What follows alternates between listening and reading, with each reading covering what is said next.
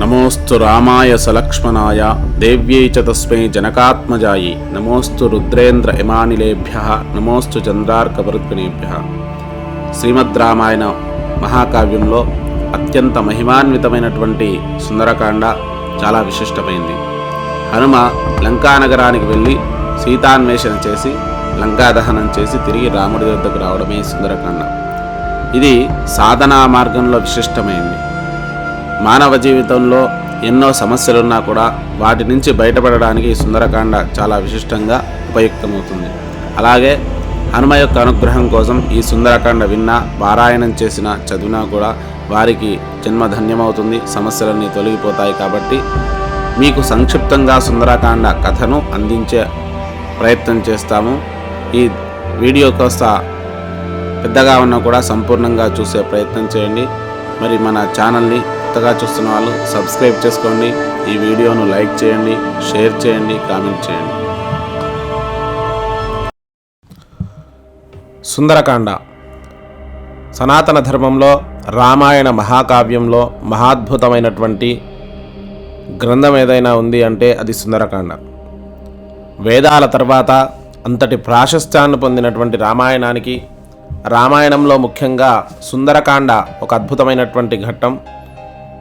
మరి అలాంటి అద్భుతమైనటువంటి ఈ సుందరకాండను మానవ జీవితంలో ఒక జ్ఞాన సాధనకు, ఆధ్యాత్మిక సాధనకు ఉపయుక్తంగా ఆ వాల్మీకి మనకు అందించాడు.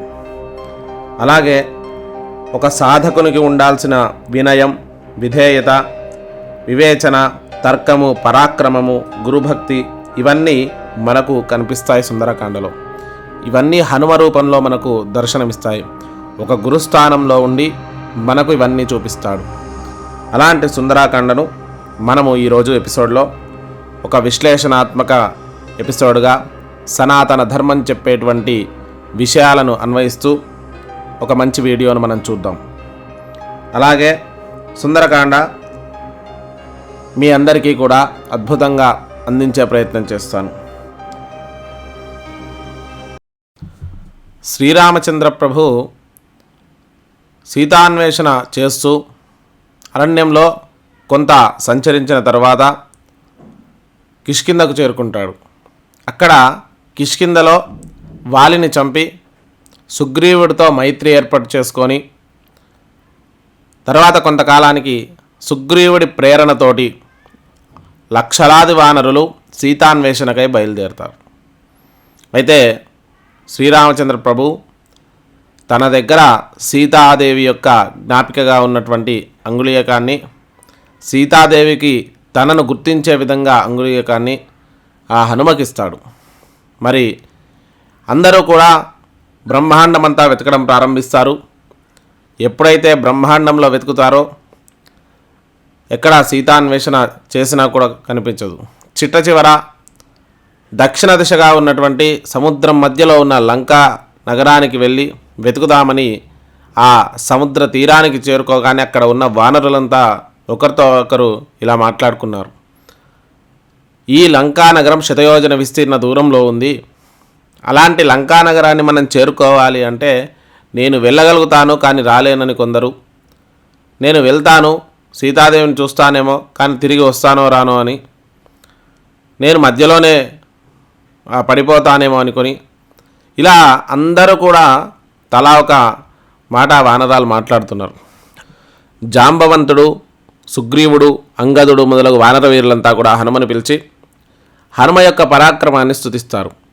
ఎందుకంటే ఇలాంటి కార్యాన్ని సాధించాలి అంటే అంతటి పరాక్రమము, అంతటి దైవానుగ్రహం మాత్రమే ఉండాలి అని చెప్పేసి లోకోత్తరమైనటువంటి పరాక్రమం, అలాగే బ్రహ్మాది దేవతల వరాలను పొందినటువంటి హనుమ మాత్రమే ఈ యొక్క లంకానగరిని చేరుకొని తిరిగి రాగలడు అని చెప్పేసి వాళ్ళందరూ ప్రేరేపించగా హనుమ లంకానగరానికి వెళ్ళడానికి సిద్ధపడ్డాడు. లంకానగరం అనేది చాలా అద్భుతమైంది, అత్యంత దుష్కరమైంది కూడా.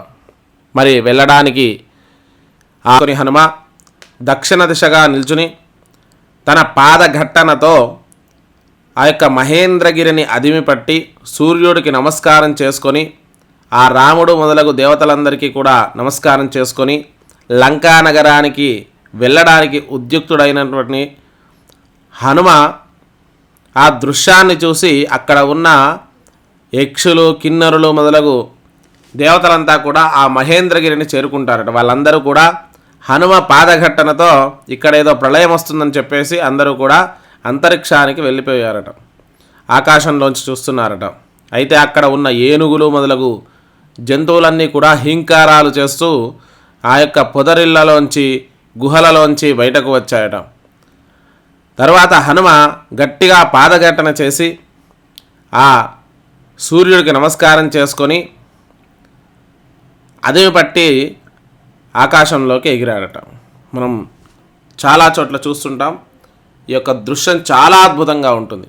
హనుమ యొక్క తన శక్తినంతా కూడా అదిమి పట్టి అంతరిక్షంలోకి ఎగరగానే ఎప్పుడైతే మహేంద్రగిరి నుంచి హనుమ పైకి ఎగురుతాడో అక్కడ ఉన్న జంతువులన్నీ కూడా కొంత దూరం హనుమతో పాటు పైకి వెళ్ళాయట. ఎందుకంటే ఆ ఘట్టనకు అవన్నీ కూడా ఎగిరాయట. అలాగే హనుమతో పాటు చెట్లు, ఫలాలు, పుష్పాలన్నీ కూడా అంతరిక్షంలోకి వెళ్ళాయట. అదంతా దృశ్యం ఎలా ఉంది అంటే ఒక అద్భుతమైనటువంటి పూల పర్వతంలాగా కనిపించాడట హనుమంతుడు. చాలా సౌందర్యంగా కనిపించాడట. బంగారు రంగుతో ఉన్నాడు, ఎంతో తేజస్సుతో ఉన్నాడు. చూడగానే అందరి మనస్సులు కూడా చాలా ఆహ్లాదాన్ని పొందాయట. రామకార్యార్థమై వెళ్తున్న హనుమకు ఇంతటి అద్భుతమైనటువంటి పరాక్రమము, శక్తి ఉందని అందరూ సంతోషపడ్డారట. దేవదుందుభులు మోగాయట. పుష్ప వర్షాలు కురిపించారు దేవతలంతా కూడా. ఆ దృశ్యమంతా చూడడానికి ఎంతో ఆహ్లాదంగా ఉంది. మరి చూసి అక్కడి నుంచి ఆకాశంలోకి ఒక్క ఉదుటున వెళ్ళిపోయాట. ఎప్పుడైతే హనుమ ఆకాశ మార్గంలోకి వెళ్ళాడో ఆ సముద్రంపై హనుమ యొక్క ప్రతిరూపమంతా కూడా పడుతుందట. హనుమతో గాలిలోకి ఎగిరినటువంటి పూలు, పళ్ళు అవన్నీ కూడా సముద్రంలో పడి తేలియాడుతున్నాయట. మరి హనుమ యొక్క తేజస్సు ఎలా కనిపిస్తుంది అంటే ఒక అద్భుతమైనటువంటి మేరుపర్వతం ఆకాశంలో ఎగురుతుందా అనే చందాన ఆ హనుమ యొక్క స్వరూపం కనిపిస్తుందట. హనుమ ఎప్పుడైతే ఆ నీటి మీద ఆకాశంలో వెళ్తున్నాడో హనుమ యొక్క నీడ 10 యోజనముల వెడల్పు, 30 యోజనముల పొడవు రూపం ఆ యొక్క నీటిలో ఆయన నీడ కనిపిస్తుందట. అద్భుతమైనటువంటి స్వరూపంతో ఆకాశ మార్గంలో వెళ్తున్నాడు. అలా కొంత దూరం వెళ్ళాక సముద్రుడు తన దగ్గర ఉన్నటువంటి మైనాక పర్వతాన్ని పిలిచి, ఓ మైనాక, మనకు దశరథ మహారాజు కానీ రఘుమహారాజు కానీ చాలా సన్నిహితులు. ఆయన కుమారుడైనటువంటి రాముడు లోకాలను రక్షించడానికి వచ్చినవాడు. అలాంటి ఆయనకు మనం సహాయం చేయాలి అని చెప్పేసి మైనాక పర్వతాన్ని కోరుతాడు. నీవు హనుమకు సేద తీరడానికి, నీవు మార్గమధ్యంలో ఆయనకు సేద తీరడానికి ఉపయోగపడు అని చెప్పగానే మైనాక పర్వతం ఆ జలంలోంచి బయటకు వచ్చి హనుమకు అడ్డుగా నిల్చుందట. ఎప్పుడైతే అడ్డుగా నిల్చిందో హనుమ అనుకున్నాట, ఇదేదో పెద్ద భూతం వచ్చింది, ఇది నన్ను అడ్డుకుంటుంది అని చెప్పేసి తన ఛాతితో ఆ యొక్క మైనాక పర్వతాన్ని గట్టిగా ఢీకున్నాడట. అంతే, ఆ యొక్క మైనాక పర్వతం సముద్ర గర్భంలోకి వెళ్ళిపోయింది. తిరిగి మళ్ళీ బయటకు వచ్చి, ఓ హనుమ, నీవు రామకార్యార్థమై వెళ్తున్నావు. నేను రాముడికి సన్నిహితుడను. పూర్వము మీ తండ్రి అయినటువంటి వాయుదేవుడు, ఇంద్రాది దేవతలు నాకు సహాయం చేశారు. కాబట్టి నేను నీకు ఎలాగైనా సహాయం చేయాలి, నీవు నా పైన సేద తీరు అని చెప్పేసి కోరారట. అప్పుడు హనుమ అన్నాడట, రామకార్యార్థమై వెళ్తున్నానన్నారు. రామకార్యం ఆలస్యం చేయదగింది కాదు, శీఘ్రంగా వెళ్ళి రావాలి. నాకు సేద తీరే సమయం లేదు.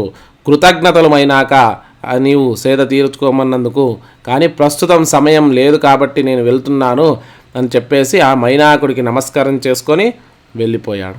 మరి అక్కడి నుంచి కొంత దూరం వెళ్ళాక దేవతలంతా కూడా అనుకున్నారట, ఈ హనుమ ఇంత పరాక్రమవంతుడు కదా, మరి తన మనస్సు కూడా అలాగే బుద్ధి కూడా ఎంత శక్తివంతంగా ఉందో చూద్దామని చెప్పేసి ఒక సురస అనే శక్తిని పిలిచి హనుమను అడ్డుకోమని చెప్పగా ఆ సురస సముద్రంలోంచి బయటకు వచ్చి హనుమని ఈ విధంగా అడిగింది, ఓ హనుమ, నిన్ను మింగుమని నాకు వరం ఉన్నది, నిన్ను మింగాల్సిన పరిస్థితి ఉన్నది కాబట్టి నేను నిన్ను మింగుతాను అని చెప్పేసి అనగానే వెంటనే హనుమన్నాడు, నేను రామకార్యార్థమై వెళ్తున్నాను, వెళ్ళి వచ్చాక నీ కోరిక తీరుస్తాను అంటే, లేదు ఇప్పుడే నువ్వు మింగాలి అని చెప్పేసి అడ్డుకొని బాగా నోరు విశేషంగా తెరవడం మొదలుపెట్టింది. ఎప్పుడైతే సురస నోరు తెరుస్తుందో అప్పుడు హనుమ తన రూపాన్ని పెంచుతూ పోతున్నాడు. అలా హనుమ ఇంతకింతకు పెరిగిపోవడంతో ఆ యొక్క సురస విచిత్రంగా చూస్తుంది. ఈ లోపల హనుమ అంగుష్ట మాత్రంగా అంటే బొటనవేలంత స్వరూపంతో ఆ సురస నోట్లోకి వెళ్ళి బయటకు వచ్చేసాడు. ఎప్పుడైతే బయటకు వచ్చాడో ఆ సురస తన దేవతారూపాన్ని పొంది, ఓ హనుమ, నీ యొక్క బుద్ధికి నేను చాలా సంతోషించాను, రామకార్యార్థమై నువ్వు వెళ్తున్నావు, తప్పక నీవు విజయం సాధిస్తావు అని చెప్పి ఆశీర్వదించి పంపింది. ఒక భయంకరమైన శక్తి హనుమ యొక్క తేజస్సును లోపలికి లాగడం మొదలుపెట్టింది. ఇది చూసి హనుమ, ఏదో శక్తి నన్ను లాగుతుంది, ఇది అక్కడ చెప్పినటువంటి సింహిక అనే ఒక రాక్షసి, కాబట్టి దీన్ని సంహరించాలి అని చెప్పేసి ఆ ఏదైతే శక్తి లాగుతుందో దాన్ని సంహరించడానికి హనుమ గట్టిగా ఒక గుద్దుతో దాన్ని సంహరించాడు. అంతే, అక్కడి నుంచి సింహిక చనిపోగానే కొంత దూరం పోయి లంకాద్వారం వైపు అడుగుపెట్టాడు. ఆ లంకాద్వారం ముందు దిగి అద్భుతమైనటువంటి లంకా నగరాన్ని చూడడం ప్రారంభించాడు. ఎప్పుడైతే లంకానగరం తీరాన హనుమ అడుగుపెట్టాడో అప్పుడే హనుమ ఆలోచించాడు, లంకా నగరం దుర్భేద్యమైంది, భయంకరమైన రాక్షసుల మధ్య ఉంటుంది, నేను వీరికి దొరికిపోతే రామ కార్యార్థం వచ్చిన వాణ్ణి వీరికి దొరికిపోయి విఘ్నం కలిగిస్తాను, కాబట్టి వీరికి దొరకకుండా రాత్రి సమయంలో వెళ్దామని అక్కడే వేచి చూసి రాత్రి సమయంలో ప్రవేశిద్దామనుకుంటే లంకను కాపలాగా ఉన్నటువంటి లంకిని అనే రాక్షసి ఆ యొక్క హనుమ దగ్గరికి వచ్చి భయంకర రూపంతో, ఓ వానరా, ఎవరి నీవు? ఇది దుర్భేద్యమైనటువంటి లంకానగరం, ఈ నగరాన్ని లంకాధిపతి రావణుడు పరిపాలిస్తున్నాడు, భయంకరమైన రాక్షసులుంటారు, నీవు లోపలికి ప్రవేశించవద్దు అని చెప్పేసి వారించింది. హనుమ, నేను లంకానగరం శోభాయమానమైంది, చాలా విచిత్రమైంది, చాలా అద్భుతమైంది, దీన్ని చూడాలని వచ్చాను, ఎలాగైనా చూసి వెళ్ళిపోతాను ఒకసారి అని చెప్పేసి ఆమెను ఊరడించ ప్రయత్నించారు. కానీ లంకిని అంతకంతకు కోపోద్రిక్తురాలై హనుమతో యుద్ధానికి సిద్ధపడ్డట్టుగా భయంకరమైన రూపంతో అరుస్తూ ముందుకు వచ్చింది. అప్పుడు హనుమ ఆ లంకినికి మూడింతల యొక్క స్వరూపాన్ని మార్చుకొని ఒక భయంకరమైన శక్తిగా, ఒక భయంకరమైన రూపంతో పొంది ఆ లంకిని యొక్క శిరస్సుపై గట్టిగా ఒకటి కొట్టాడు. అంతే, లంకిని కుప్పకూలిపోయింది. ఆ కుప్పకూలిపోయి వెంటనే ఆ లంకిని లేచి, ఓ హనుమ, ఇది లంకా నగరానికి చేటు అని చెప్పేసి పూర్వము నాకు బ్రహ్మవరం ఇచ్చాడు, ఎప్పుడైతే నేను ఒక వానర వీరుడి చేత ఓడిపోతానో అప్పుడే లంకానగరం యొక్క పతనం ప్రారంభమవుతుంది అని చెప్పాడు, కాబట్టి నీకు విజయం కలుగుతుంది, నీవు వెళ్ళు అని చెప్పేసి ఆ లంకిని అక్కడి నుంచి వెళ్ళిపోయింది.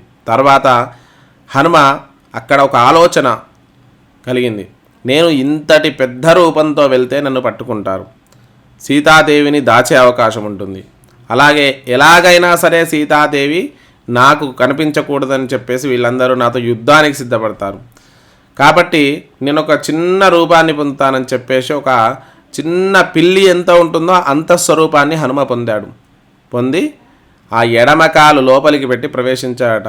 ఎప్పుడైనా ఇందులో చెప్తారు, శుభాలు కోరుకునేవాడు కుడికాలు పెడతాడు, ఆ యొక్క శత్రువులు నాశనం కావాలి అంటే శత్రురాజ్యంలో ప్రవేశించేవాడు ఎడమకాలు పెడతాడు, కాబట్టి ఎడమకాలు పెట్టి లోపలికి ప్రవేశించాడు. అక్కడ హనుమకు రాక్షసుల గృహాలు కనిపించాయి. నికుంభుడు, కుంభుడు, జంబుమాలి, ఇంకా అనేక రకాల రాక్షసుల గృహాలు, విభీషణుడి గృహము, దాంతోపాటు కుంభకర్ణుడి గృహము, ఇలా అన్ని గృహాలు ఒక్కొక్కటిగా చూసుకుంటూ ఆ సీతాన్వేషణ చేస్తున్నాడు. అక్కడ చేస్తుంటే అద్భుతమైనటువంటి సరోవరాలు, దాంతోపాటు అనేక రకాల పక్షులు, 4 కొమ్ములున్నటువంటి 4 దంతాలున్నటువంటి ఏనుగులు, ఇలా ఒక్కటేమిటి అన్ని విచిత్రాలు కూడా అక్కడ కనిపిస్తున్నాయట. కానీ హనుమ మాత్రం సీతాన్వేషణ మాత్రమే చేస్తున్నాడు. అక్కడ ఎంతోమంది స్త్రీలు మద్యాన్ని సేవించి ఒంటి మీద వస్త్రాలు సరిగ్గా లేక అలాంటి పరిస్థితుల్లో ఉన్నారట. కానీ అందరినీ చూస్తూ సీత ఎక్కడుంది అని వెతుకుతూ ఆ హనుమ మాత్రం తన కార్య సాధనయందే దృష్టి ఉంచి వెళ్తున్నాడు. అలా వెళ్ళాక ఒక అద్భుతమైనటువంటి విశేషమైనటువంటి భవనం కనిపించింది. హనుమకు ఆ భవనం కనిపించగానే ఇది రావణాసురుడి యొక్క భవనం అని గుర్తించాడట.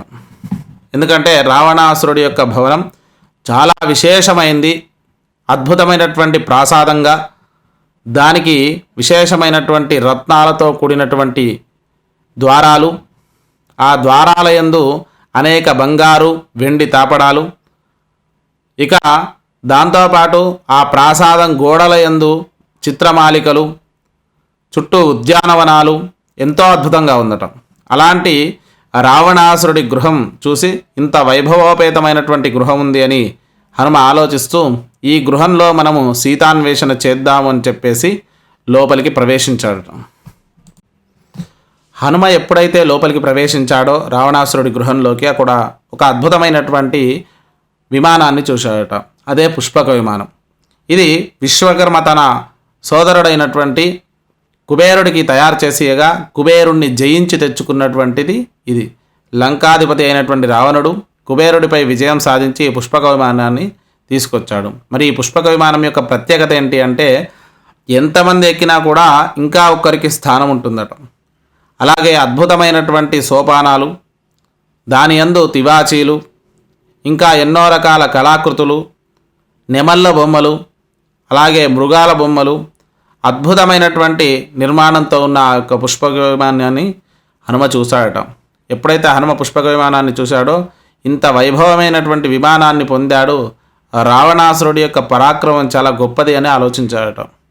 శత్రువునైనా కూడా తన మాటలతో మెప్పించి ఆ యుద్ధాన్ని తప్పించే ప్రయత్నమే చేశాడు, కానీ హనుమ తన పరాక్రమాన్ని చూపించాలి అని అనుకోలేదు. ఇక మనం ఇక్కడ చూసుకుంటే ఆ పుష్పక విమానం చాలా విశేషంగా ఆకాశాన్ని అంటుకొని ఆకాశ మార్గంలోనే ఉందట.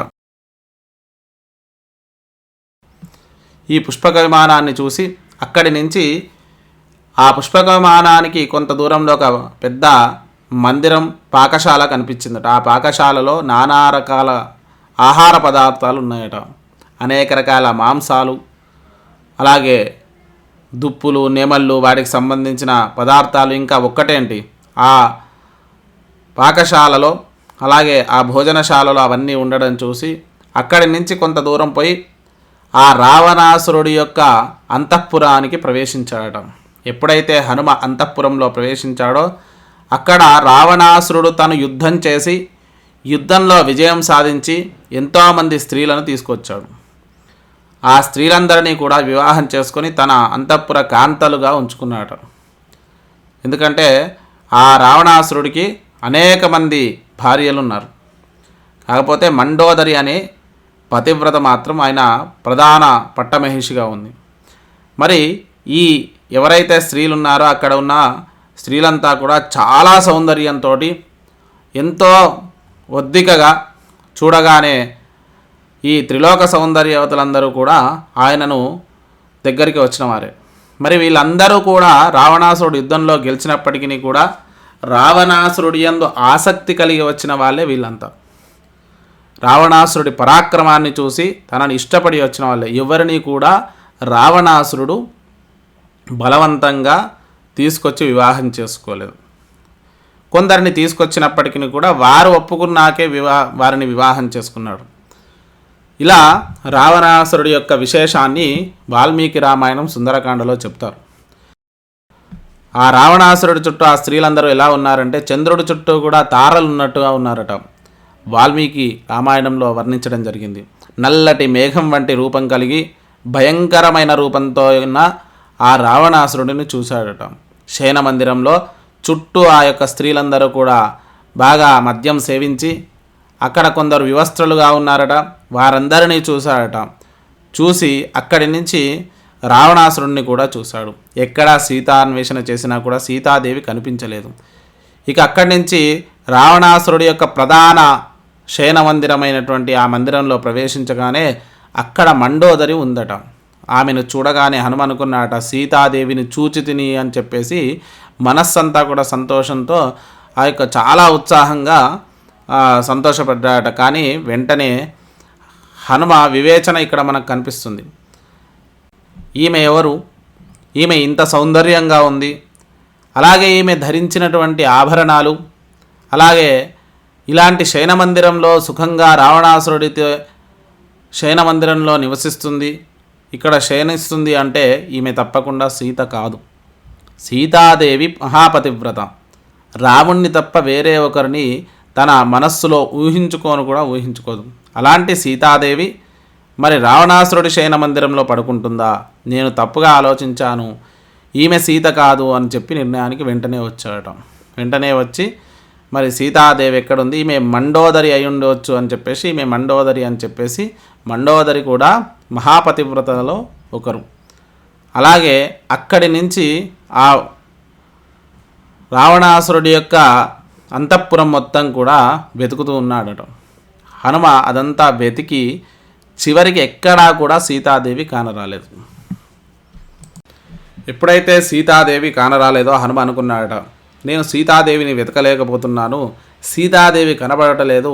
నేను కనుక సీతాదేవిని వెతకలేకపోతే, ఈ లంకానగరంలో సీతాదేవి జాడ నేను కనుక్కోలేకపోతే, నేను ఈ వార్త రాముడికి చెప్పిన వెంటనే రాముడు తన శరీరాన్ని వదిలేస్తాడు. ఎప్పుడైతే రాముడు శరీరాన్ని వదిలేస్తాడో దాన్ని చూసి లక్ష్మణుడు తన శరీరాన్ని వదిలేస్తాడు. ఈ లక్ష్మణుడు శరీరాన్ని వదిలేస్తాడో, లక్ష్మణుడు లేని భరత శత్రుఘ్నులిద్దరూ కూడా తన శరీరాలను వదిలేస్తారు.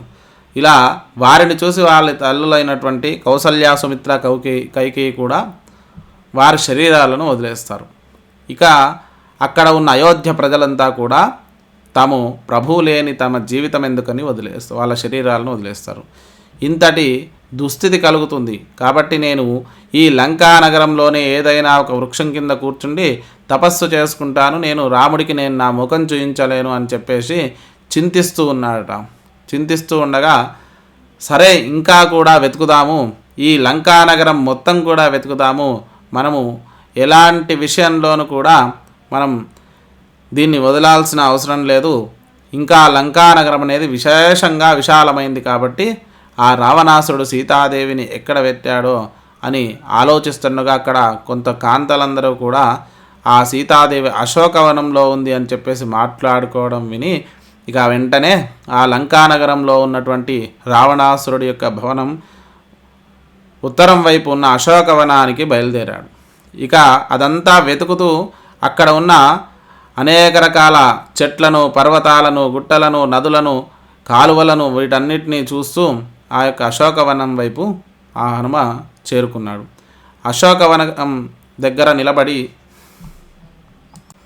అశోకవనం వద్ద హనుమ నిలబడి అనుకుంటున్నాడు, ఈ అశోకవనంలో ఎలాగైనా సీతాన్వేషణ చేసి సీతాదేవిని గుర్తిస్తాను అని చెప్పి ఆలోచిస్తూ ఆ అశోకవనమంతా కూడా తిరిగి చూడసాగాడు. అక్కడ ఒక పెద్ద శింషుపా వృక్షం కింద ఒక స్త్రీమూర్తి కనిపించింది. ఆమె నారవస్త్రాలను ధరించింది. మిగులు దుఃఖంతో ఉండి చింతాక్రాంతులలో ఉంది. అలాగే ఆమె వస్త్రాలంతా కూడా మాలిన్యాన్ని పొంది ఉన్నాయి. ఆమె శరీరం అంతా కూడా ఆహారము లేక శరీరమంతా శుష్కించి దీనురాలై ఉంది. అక్కడ ఆమెను చూసి హనుమ ఆ వృక్షము పైకి వెళ్ళి కూర్చున్నాడు. ఆమెనే చూస్తున్నాడు. ఆమె ఆ రాముణ్ణి ధ్యానిస్తూ మిగులు దుఃఖిస్తుండగా ఈమెనే సీత అని చెప్పేసి గుర్తించి హనుమ చూచితి సీతను అని చెప్పేసి చాలా సంతోషంతో ఆ చెట్టుపైనే గింతులు వేస్తున్నాడు.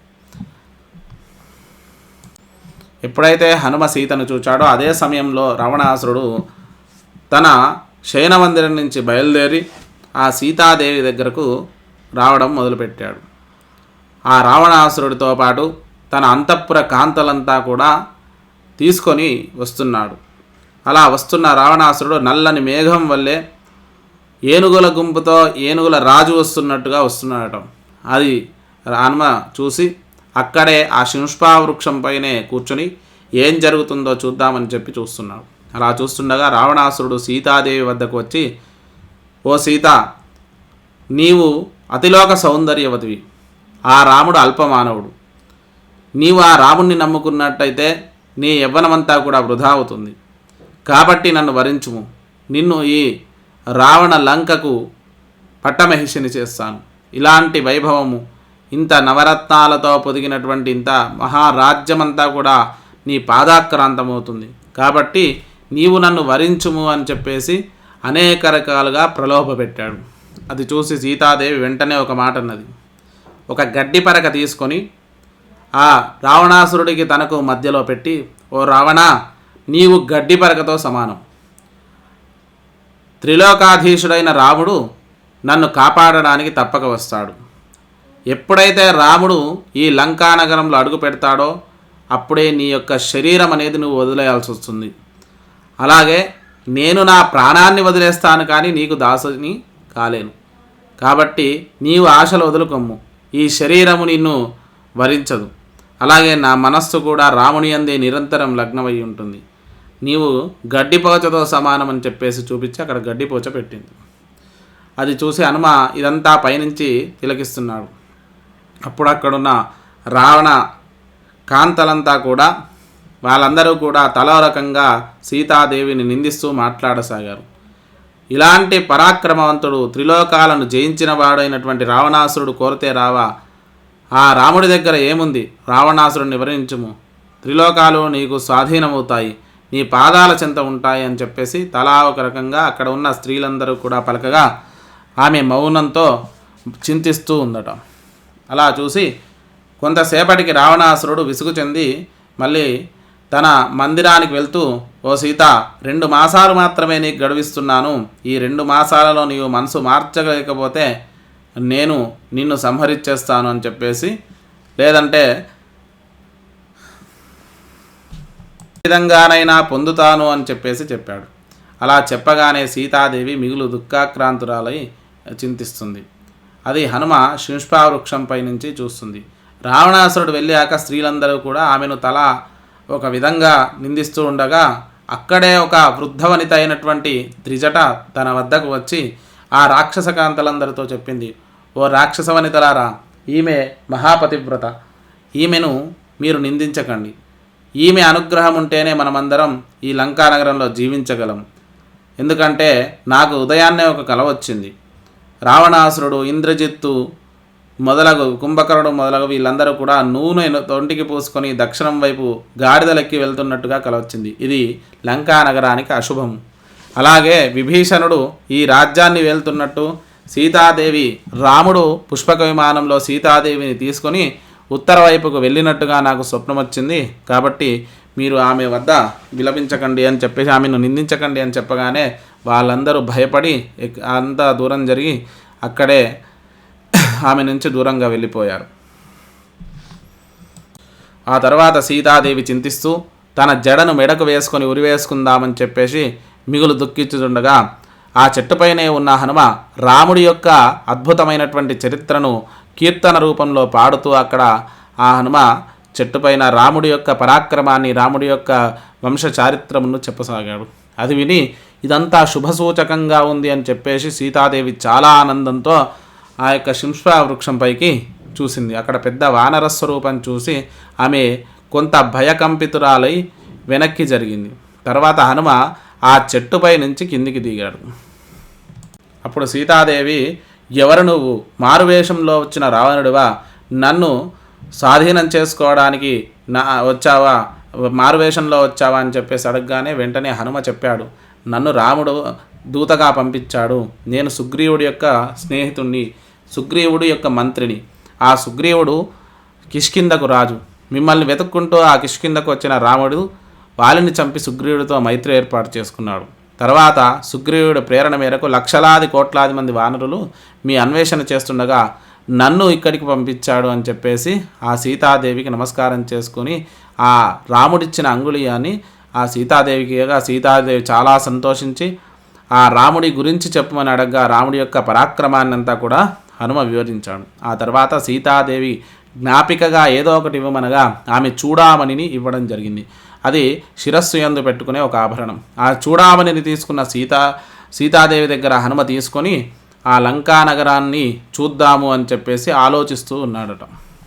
అలా ఆలోచిస్తూ హనుమ ఈ లంకా నగరానికి, లంకానగర ప్రజలకు, ఆ రావణాసురుడికి హనుమ యొక్క పరాక్రమాన్ని, ఆ రాముడి యొక్క పరాక్రమాన్ని చూపించాలి అని చెప్పేసి వెంటనే ఆలోచిస్తూ అక్కడే అశోకవనం దగ్గర ఉన్న చైత్యప్రాసాదం దగ్గరికి చేరుకున్నాడు. వెంటనే ఆ చైత్యప్రాసాదం దగ్గర ఒక్క ఉదుటన ఆ యొక్క చైత్యప్రాసాదాన్ని కూల్చి అక్కడ ఉన్న అశోకవనంలో ఉన్నటువంటి అనేక వృక్షాలను, చెట్లను, అలాగే కొలనులను అన్నిటినీ కూడా విధ్వంసం చేసి ఒక భయంకరమైన అలజడి సృష్టించాడు. ఎప్పుడైతే హనుమ అలజడి సృష్టించాడో వెంటనే ఈ విషయం అక్కడున్న స్త్రీలందరూ కూడా వెళ్ళి రావణాసురుడికి ఒక పెద్ద వానరం వచ్చింది, అది లంకా నగరంలో అశోకవనం దగ్గర ఉన్నటువంటి వాటినన్నీ కూడా ధ్వంసం చేసింది అని చెప్పగానే ఆ రావణాసురుడు తన దగ్గర ఉన్నటువంటి జంబుమాలిని పంపించాడు. ఆ జంబుమాలి 80,000 మంది రాక్షసులను కూడా తీసుకొని అక్కడికి వెళ్ళి మొట్టమొదట ఈ రాక్షసులు 80,000 మంది సైన్యాన్ని తీసుకొని వెళ్ళగా ఆ హనుమ ఒక్క ఉదుటన ఆ 80,000 మంది రాక్షసుని గుద్ది చంపేశాడట. అంటే అంత పరాక్రమమైన 80,000 మందిని ఏకకాలంలో సంహరించాడు హనుమ.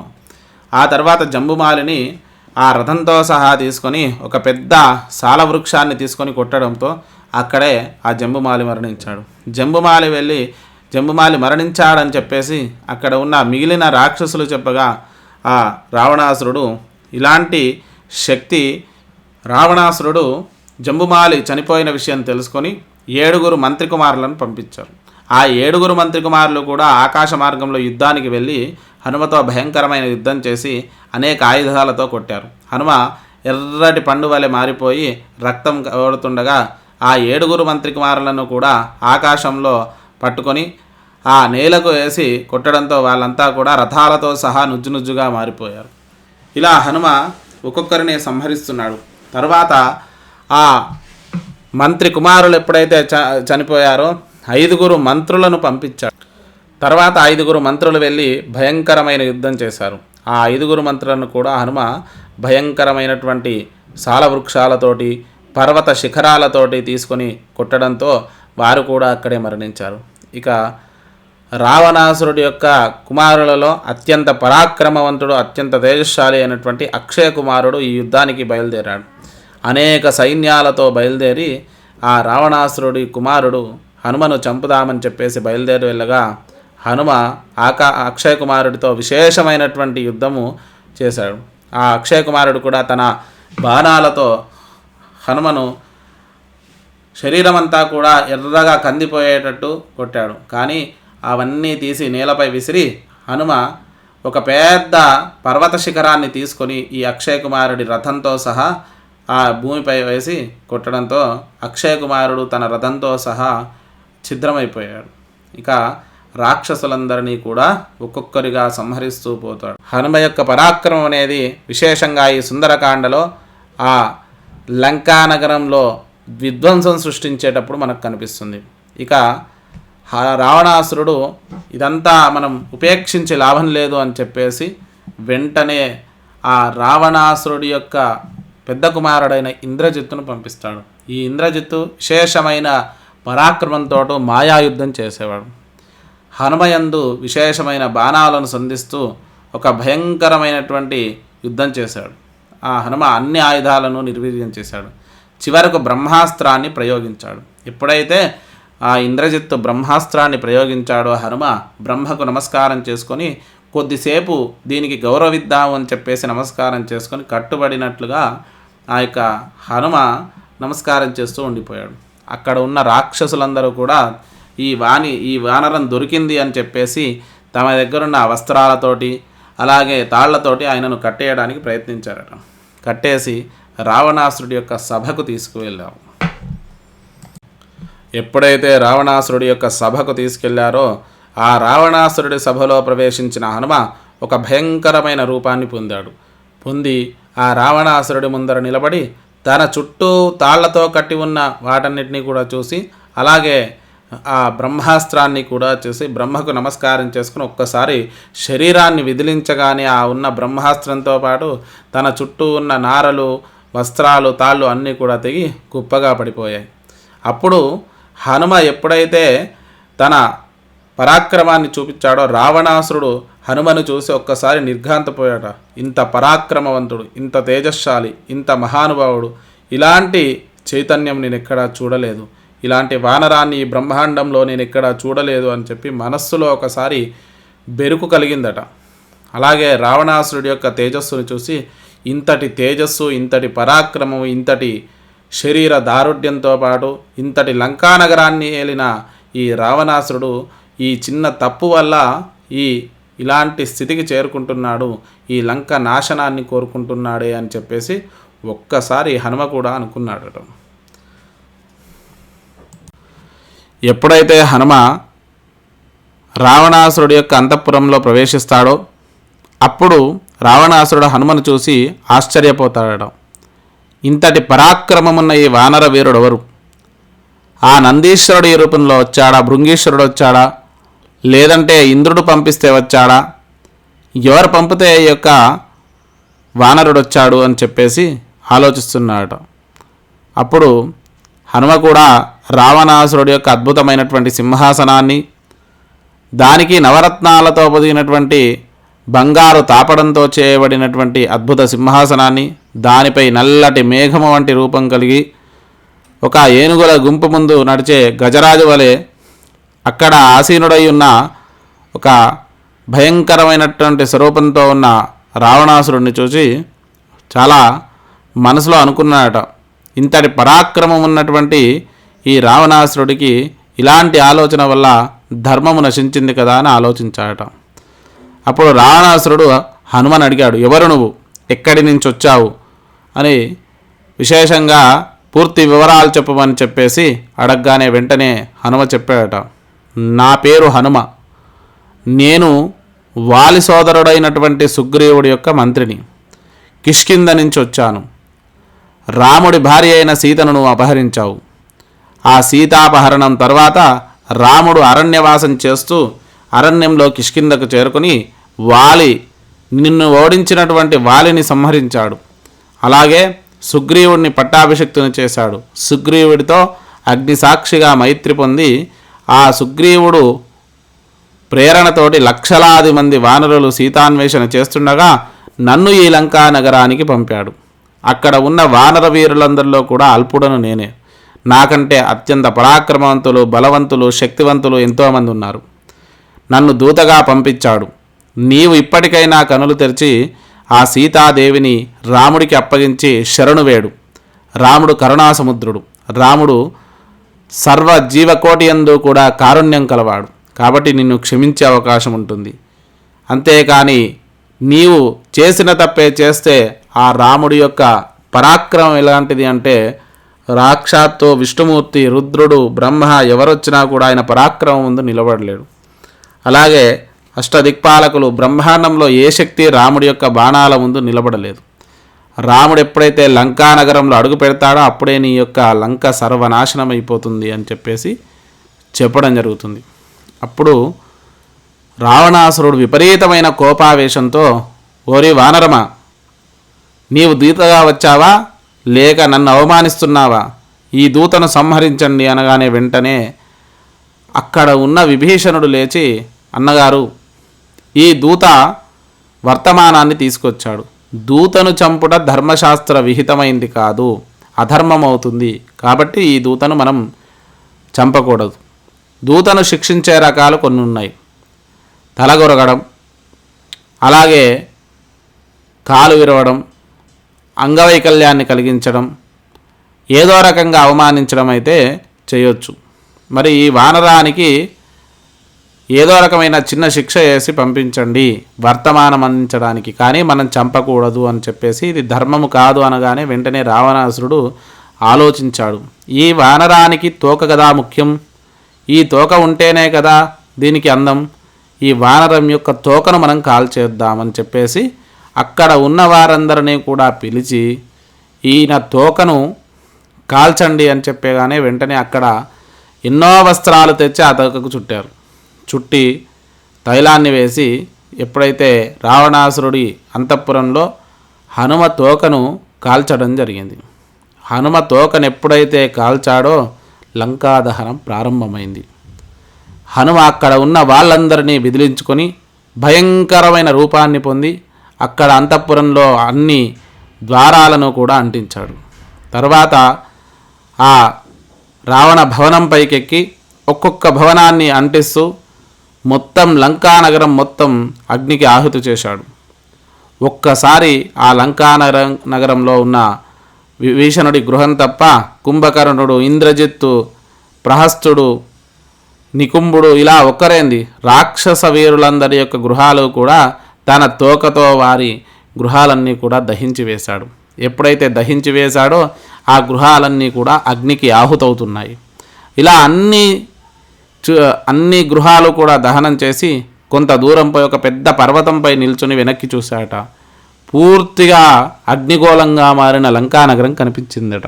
వెంటనే హనుమానుకున్నాడు, ఎంతటి తప్పు చేశాను, సాక్షాత్తు సీతాదేవి ఇక్కడ ఉంది, నేను ఆలోచించకుండా ఈ లంకానగరాన్ని దహనం చేశాను అని ఆలోచిస్తూ వెంటనే సీతాదేవి అగ్ని పునీత, ఆమెను అగ్ని దహిస్తుందా, ఆమె క్షేమంగా ఉంది అని నా మనసు చెబుతుంది, వెంటనే చూద్దామని చెప్పేసి లంకానగరం అంతా కూడా దహనం చేసి సీతాదేవి దగ్గరికి వెళ్ళి నమస్కారం చేసుకున్నాడు.